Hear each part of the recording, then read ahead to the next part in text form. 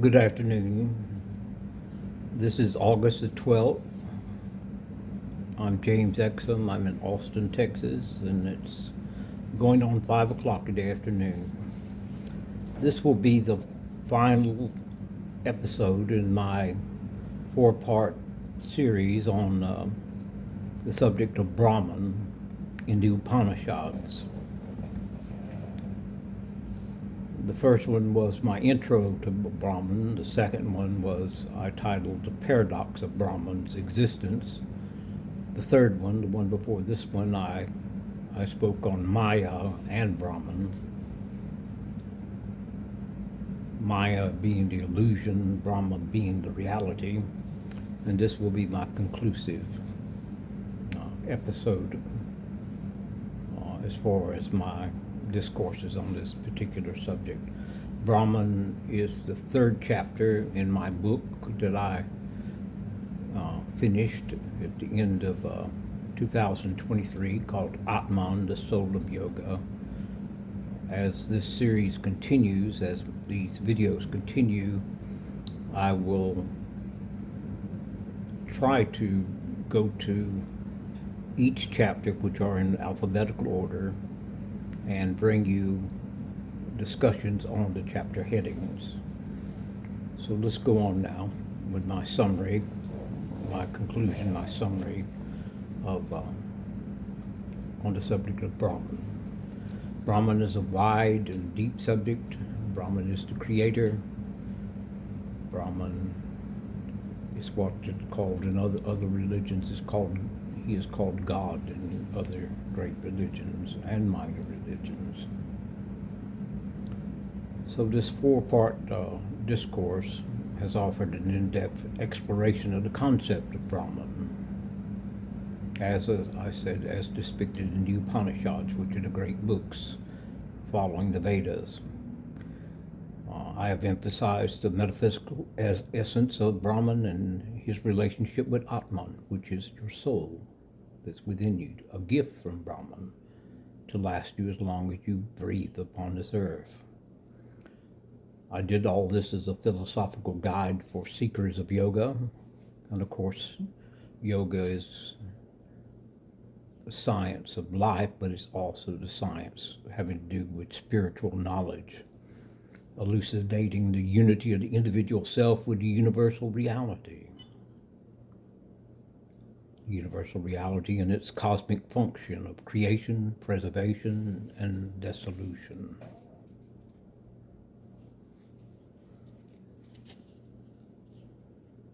I'm going to read a little bit from my notes here. I wrote this, let me see when I wrote this. It looks like I wrote this back on the 7th of this month.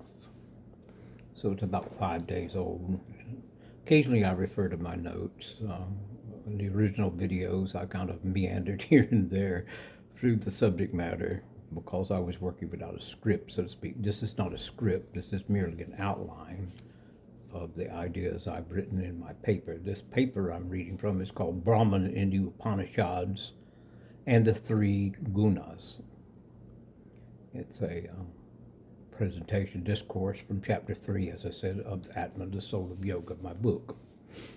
All of this is copyrighted, all rights reserved.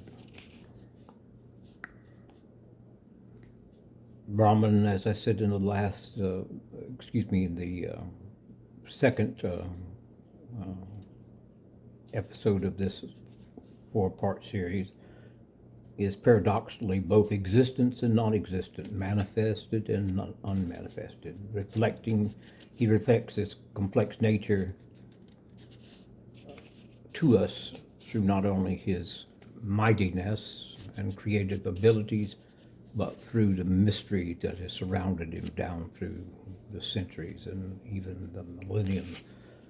Yoga basically got its start in Upper India, in the Indus Valley, the Indus River, at the foot of the Himalayas, approximately 4 to 8,000 BCE, before the Christ. The universe, according to the ancient scriptures of the yogic philosophy, was projected from Brahman by a manifestive power, and in projecting himself into creation, he did not lessen himself one iota. He is still Brahman. Brahman cannot be born, Brahman cannot die. The Atman, your soul, cannot be born, cannot die. You've heard this over and over and over again if you've heard any of my videos, but I drive this point home each time because this is the essence of the power of Brahman and the power of your personal soul. It is eternal. They are eternal. I also spoke in, let's see, it would have been, well, it doesn't matter which number, but one of this series, I spoke of Maya and how it affects our perception of Brahman. I spoke of Maya being elusive, almost like a magic show, a magic trick that distorts our view of reality. Then I went on from the earth, the moon circling the earth circling the sun, the planets circling the sun, the solar system circling within the galaxies, and upstepped it all the way to a God's eye view, so that God looks down upon all of us from Brahman looks down upon all of us. If looking is something this is a human trait to look, to see. He's well beyond all of that. So his perception of us is from that God's eye view. Our perception is from the earthly view, and that is the difference. That is the distortion that Maya is able to produce through its functionary powers. I'm going to introduce now a totally new